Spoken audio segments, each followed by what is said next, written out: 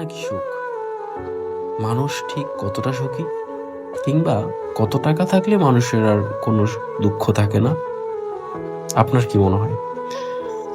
আমার মতে টাকা থাকলেই মানুষ সুখী হতে পারে না। সুখী হওয়ার জন্য যা প্রয়োজন তা হলো একটি পরিবার।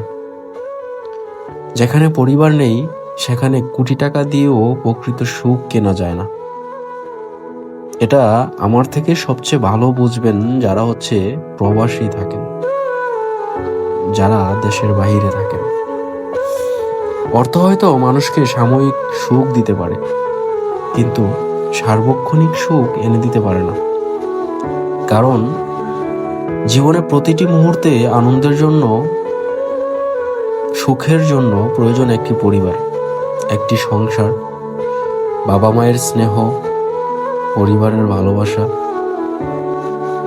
ভাই বোনের খুনসুটি, মায়ের স্নেহ, বাবার শাসন, এগুলো প্রয়োজন। যেখানে এই বন্ধনগুলো নেই সেখানে আসলে কিছুই নেই।